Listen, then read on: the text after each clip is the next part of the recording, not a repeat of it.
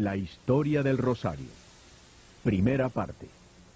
Su origen y naturaleza. En 1570 la Europa cristiana se encontraba debilitada y dividida. Las guerras religiosas y las persecuciones la habían desgarrado. El enemigo más grande de la Europa en desorden, los turcos mahometanos, sabían que había llegado el momento de atacar. Así se dirigieron a la ciudad de Lepanto, donde acamparon. Su flota se encontraba en el muelle. Sus planes habían sido concretados. La campaña estaba lista para estallar. El Santo Padre Pío V en Roma parecía ser el único líder que se daba cuenta del peligro. Os estoy llamando vosotros, gobernantes, y vosotros no queréis escuchar. Pero si no hay nada que temer, su santidad.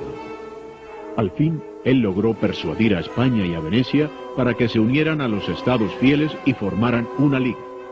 Pelearían una guerra santa contra los turcos con objeto de salvar a la Europa y a la cristiandad de los invasores. Don Juan de Austria prohibió que en esta cruzada tomaran parte maleantes. Don Juan era el líder designado por el Papa. En casa, el Papa Pío V mandó que el rosario fuera rezado en todas partes, pública y privadamente. Asimismo, ordenó que se llevaran a cabo procesiones y actos de adoración al Santísimo Sacramento. En alta mar, también los soldados rezaban diariamente el rosario. Una flota entera fue consagrada a María, reina del Santo Rosario.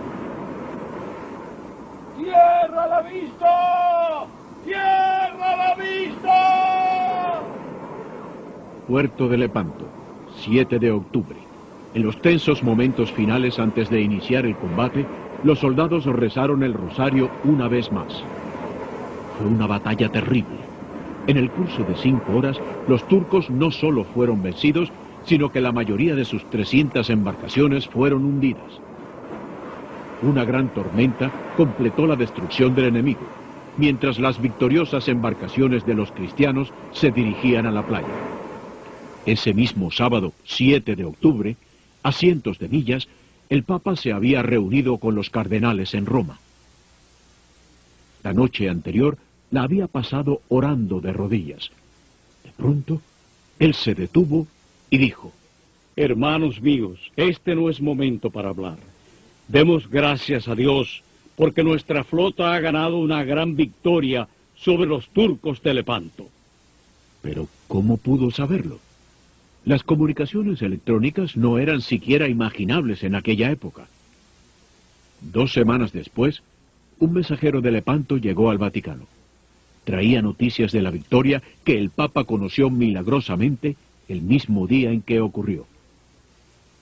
Tiempo después, el siguiente Papa, Gregorio XIII, emitió este decreto.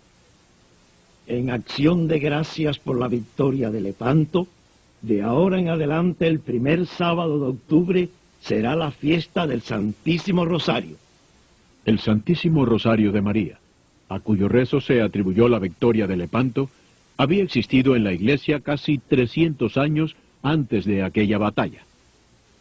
¿Cómo comenzó? Santo Domingo, el santo fundador de la orden de sacerdotes y religiosas y religiosos dominicos, es a quien muchos papas han llamado el autor o el iniciador del Santo Rosario, tal y como ahora lo conocemos. Durante su vida, a principios de 1200, una secta herética, conocida como los albigenses, estaba ocasionando un daño indescriptible a la Iglesia y al Estado. Los herejes enseñaban al pueblo que todo lo material era malo, incluso el cuerpo humano. Por tanto, el suicidio era una cosa buena y el matrimonio algo muy perverso. Domingo hizo su mejor esfuerzo para revertir la marea de este mal a través de sus prédicas fervientes y su vida santa, pero tuvo poco éxito. Preocupado por esa lucha, él suplicó a la Madre de Dios que le mostrara cómo podía ser que regresaran a la Iglesia los descarriados albigenses. Cuenta la tradición que la propia Virgen María se apareció a Domingo en Francia y que ahí le reveló el rosario. La Virgen le mostró claramente a Domingo que si meditaban en la vida, muerte y resurrección de su hijo, uniendo a esta acción la recitación del Ave María, los enemigos de Cristo serían vencidos. Por sí solas, la fuerza física o la prédica elocuente jamás podrían tener éxito. Esta devoción, la cual tú deberás difundir por medio de tu prédica, es una práctica muy querida para mi divino Hijo y para mí. Es el medio más poderoso para destruir la herejía, superar el vicio, fomentar la virtud, implorar la misericordia divina y obtener protección. Los fieles recibirán muchos beneficios por medio de él y siempre me encontrarán dispuesta a socorrerlos en sus necesidades.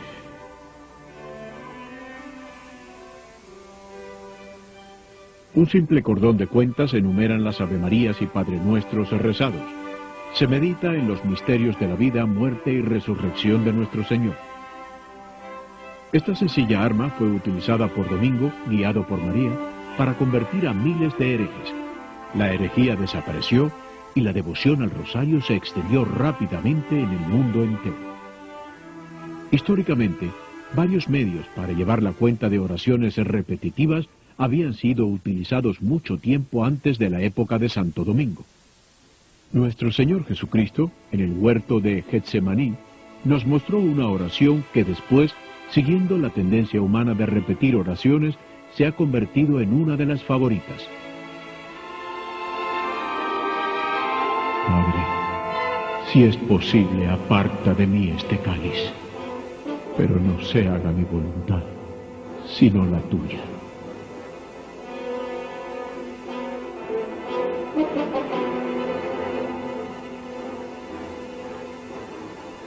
Una vez más, Jesús desde la cruz en el Calvario nos dio otra oración para poder repetir a lo largo de nuestras vidas. Padre, perdónalos, porque no saben lo que hacen. Los primeros cristianos solían usar piedrecitas para contar los Padre Nuestros que repetían un cierto número de veces cada día a fin de cumplir alguna promesa que habían hecho. Más tarde, comenzaron a llevar consigo contadores que hacían ensartando semillas en un cordón a fin de facilitar la cuenta. Ellos llamaban paternosters o cuentas del Padre Nuestro a estos cordones por los Padre Nuestros que rezaban con cada una de ellas. Alrededor del siglo XII, en Europa la gente rezaba Avemarías una y otra vez y las enumeraba con cuentas de la misma forma en que antes lo habían hecho con los Padre Nuestros. En los monasterios, los monjes que eran sacerdotes cantaban el oficio divino diariamente. Este se componía de los 150 salmos de la Biblia.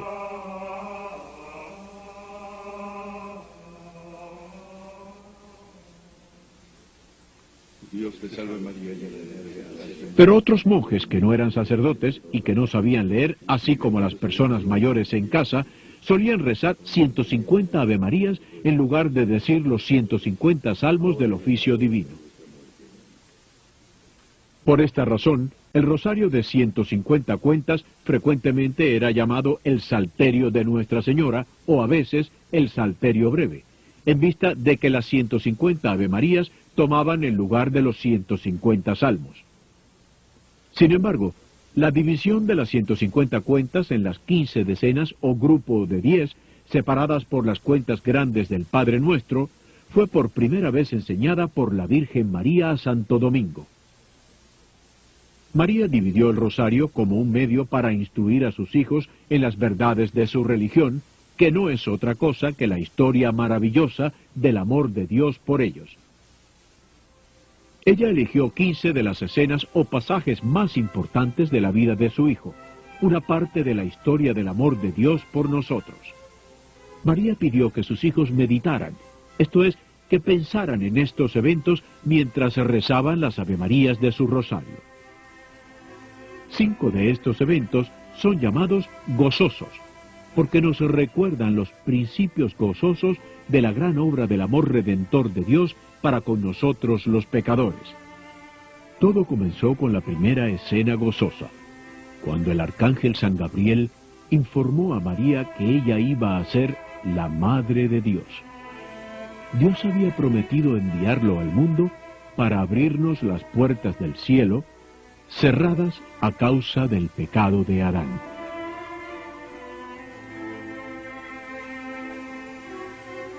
La segunda escena gozosa tuvo lugar cuando María visitó a su prima Isabel, quien iba a ser la madre de San Juan el Bautista. Fue así como Isabel conoció el secreto de María, que ella pronto daría a luz al Redentor tan largamente esperado. La tercera escena gozosa ocurrió en la primera Navidad, cuando el Hijo de Dios vino al mundo para poder comenzar su obra de redención en nosotros. El cuarto evento gozoso encontró a María ofreciendo a su divino Hijo a Dios en el templo. El profeta Simeón le dijo que una espada atravesaría su propio corazón, porque muchos aceptarían a ese niño como el Hijo de Dios, pero muchos también lo rechazarían. La quinta escena gozosa tuvo lugar cuando María y José, con gran alivio, encontraron a Cristo niño en el templo después de estar perdido durante 3 días.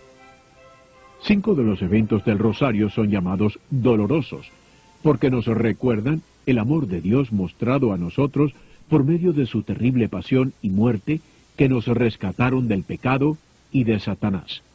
La primera escena dolorosa nos recuerda la agonía de nuestro Señor en el huerto, cuando el horror de nuestros pecados hizo que su sudor brotara como gotas de sangre. El segundo evento doloroso nos recuerda la flagelación sufrida por nuestro Señor como parte del castigo por nuestros pecados.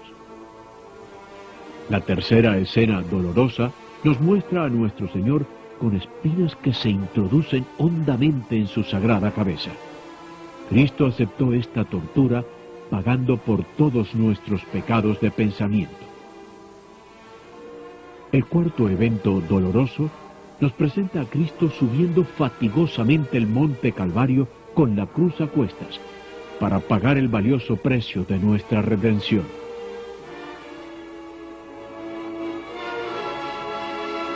El quinto evento doloroso evoca a Cristo derramando hasta la última gota de su sangre para abrir las puertas del cielo para nosotros. El hombre hizo el peor mal a Dios, mientras que Dios hizo el mejor bien a los hombres. Los últimos 5 pasajes del rosario son llamados gloriosos, porque rememoran el alegre triunfo de la historia del amor de Dios por el hombre. La primera escena gloriosa recuerda la resurrección, cuando Cristo venció a la muerte y por tanto garantizó nuestra propia resurrección de entre los muertos. La segunda escena gloriosa presenta a nuestro Señor que regresa al cielo a prepararnos un lugar. Él dejó atrás a su iglesia para que continuara su obra de conducirnos a un encuentro gozoso con Él en el cielo. La tercera escena gloriosa recuerda a Cristo enviando a su Espíritu para iluminar a su iglesia naciente, para mantenerla santa y libre de los errores y para hacerla capaz de santificarnos hasta el fin de los tiempos. La cuarta escena gloriosa evoca la maravillosa asunción o subida al cielo de María en cuerpo y alma. Nos recuerda que Cristo cumplirá su promesa de tenernos con Él en el cielo algún día en cuerpo y alma. La quinta escena gloriosa tuvo lugar cuando Cristo, el Hijo de Dios, coronó a su Madre María, Reina de cielo y tierra. Su Madre, la Reina del cielo, espera darnos la bienvenida al final de nuestras vidas como seguidores de su Hijo.